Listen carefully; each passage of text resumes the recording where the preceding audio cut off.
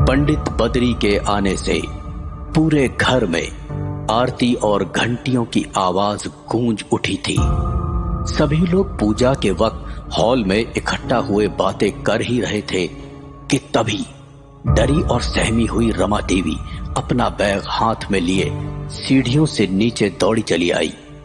बिखरे बाल और लाल आंखें देख राशि और पंडित जी पहचान गए थे कि उस कमरे में रात को कुछ बहुत ही बुरा हुआ है उनके साथ। रमा जी, रमा देवी जी, आप ठीक तो है ना? कुछ हुआ तो नहीं ना आपको? हाँ, नहीं, बस रात को ठीक तरह नींद नहीं आ पाई। अरे फिर इतनी बौराई हुई क्यों दिख रही हैं आप? सब ठीक? कहा ना मैंने आपसे कि कुछ नहीं हुआ है। कुछ नहीं हुआ मुझे। रूम नंबर 3 के बिस्तर पर ठीक से नींद नहीं आई, क्योंकि मुझे अपने पुराने कमरे की आदत जो लगी है, और वैसे भी मैं वापस अपने पुराने कमरे में शिफ्ट होना चाहती हूँ। हाँ रमा जी, कोई दिक्कत की बात नहीं है, आप बस अपना ख्याल रखिए। ये लीजिए पूजा का प्रसाद। मुझे कुछ नहीं चाहिए, मैं अपने कमरे में जा रही हूँ। चलिए आप गुस्सा थूक दीजिए, पर देखिए अब आप नीचे आई गई हैं तो नाश्ता करके ऊपर जाइए। कहा ना मैंने कि मुझे कुछ नहीं चाहिए, मुझे अकेला छोड़ दीजिए, धन्यवाद। अरे सुनो राशि बेटा। जी पंडित जी। अरे तुम्हें रमा जी का बर्ताव कुछ अलग सा महसूस नहीं हुआ? जी आप सही कह रहे हैं, कुछ तो गलत हुआ है कल रात उनके साथ, जो वो हमें बता नहीं रही हैं। पर ऐसा क्या हो सकता है? हमको तो इस बात का डर है कि कोई चिंता की बात ना हो। पंडित जी एक बात बोलूं, जब भी कोई रूम नंबर 3 में रात गुजार कर आता है, उसकी हालत ऐसी ही हो जाती है। वही गुस्सा, वही बिखरे बाल। आखिर ऐसा है क्या उस कमरे में? क्या? तो हमको पहले से सब क्यों नहीं बताया? कुछ हुआ था क्या उस कमरे में? जी वो कुछ समय पहले की बात है, जब मेरी माँ की सगी बहन माया मौसी रात को हार्ट अटैक आने से उसी कमरे में चल बसी। किसी को सुबह तक उनकी मौत का पता भी नहीं चल पाया। बेचारी ने मदद की आवाज लगाई होगी, पर क्या करें, आशु और मेरा कमरा रूम नंबर 3 से इतना दूर है कि हमारे कान पर तो जू तक नहीं रहेंगी। ओहो, ये क्या कर दिया तुमने? ये तो अनर्थ हो गया। अरे तुमको पता है ना कि मरे हुए लोगों की चीजों को इतनी जल्दी जुदा नहीं करते उनसे। अब क्या होगा पंडित जी, मुझे डर। अरे नहीं, डरने की कोई बात नहीं बेटा। आज हम जाएंगे उस कमरे में रात बिताने, ठीक है? उस कमरों को मंत्रों से और पूजा से बिल्कुल शुद्ध करने की जरूरत है, और ये काम हम ही कर सकते हैं। पर पंडित जी। अरे बेटा डरो नहीं, बस आज रात की पूजा की सामग्री तैयार करो। आज तो हम कुछ भी करके उस कमरे को शुद्ध करके लौटेंगे। ये आज की रात ना, ये रात बहुत मुश्किल से कटने वाली है। अरे राशि बेटा जरा इधर आओ, ये पूजा की सामग्री सजाने में मदद करो हमारी थोड़ी। जी आई। तो सब तैयार है। हमको लगता है कि अब हमें पूजा की शुरुआत कर देनी चाहिए। ओम मंगलम भगवान विष्णु मंगलम, ओम मंगलम भगवान विष्णु मंगलम गरुड़ध्वज मंगलम, मंगलम पुंडरीकाक्ष मंगलाय तनोहरि। ये मुझे क्या हो रहा है? राशि क्या हो रहा है तुम्हें? ठीक तो हो तुम?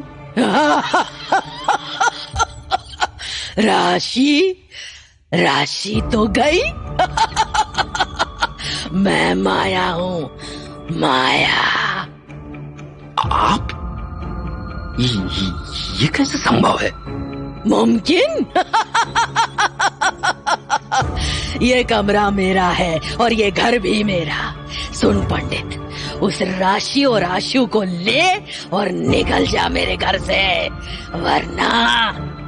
कैसी बातें कर रही हैं आप?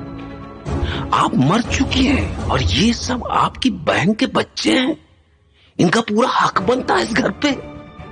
हक? कैसा हक?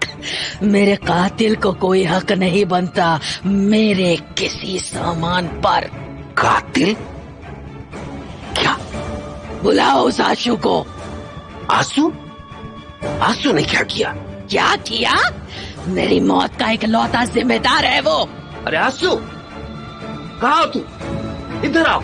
जी पंडित जी। राशि, राशि तुम्हारे बाल क्यों बिखरे हैं? तुम ऐसे कैसे? खून, यही है मेरी मौत का जिम्मेदार। खूनी? राशि, कौन सा खून? ये कैसी बातें कर रही हो तुम?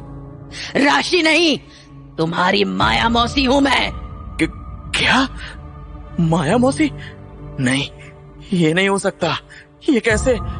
अरे बच्चे, इतना क्यों डर रहे हो? तब तो तुम्हें डर नहीं लगा जब तुमने मेरे खाने में जहर मिला के ऐसा दिखाया कि मुझे हार्ट अटैक आया है। और जब मैं रात को मदद के लिए चिल्लाती रही तो तुम गेट के बाहर खड़े मुझे मरता देखते रहे। मैं रोती रही, तुम्हें बुलाती रही। तुमने राशि को भी नींद की गोली देके सुला दिया ताकि वो तुम्हारे इस षड्यंत्र में रुकावट न बन सके। इस होटल को हथियाने के लिए आखिर क्या कुछ नहीं किया तुमने। अब तुम मरोगे मेरे हाथों। मुझे माफ कर दीजिए, माफ कर दो मुझे मौसी। मत मारिए, छोड़ दीजिए मुझे।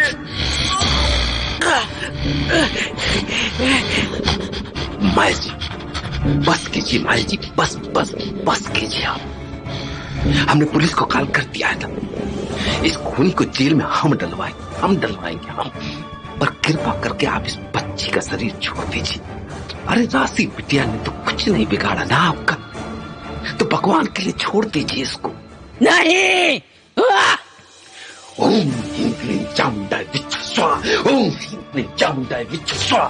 छोड़ दो इसे, छोड़ दो इसे। ओम ह्रीं क्लीं चामुंडाय विच्छ स्वाहा, ओम ह्रीं क्लीं चामुंडाय विच्छ स्वाहा। छोड़ दो इसे, छोड़ दो। ओम फट स्वाहा, ओम फट स्वाहा। क्या हुआ मेरे साथ? आशु, तुम जमीन पर क्यों गिरे हुए हो? खून, किसने मारा तुम्हें? तुम छोड़ो से बेटा, छोड़ो। तुम आके इधर बैठो आराम से, शांति से बैठो। पर इसे किसने मारा? और ये पुलिस की गाड़ी की आवाज, पुलिस को किसने बुलाया? मुझे माफ कर दो राशि दीदी, मुझसे बहुत बड़ी गलती हो गई।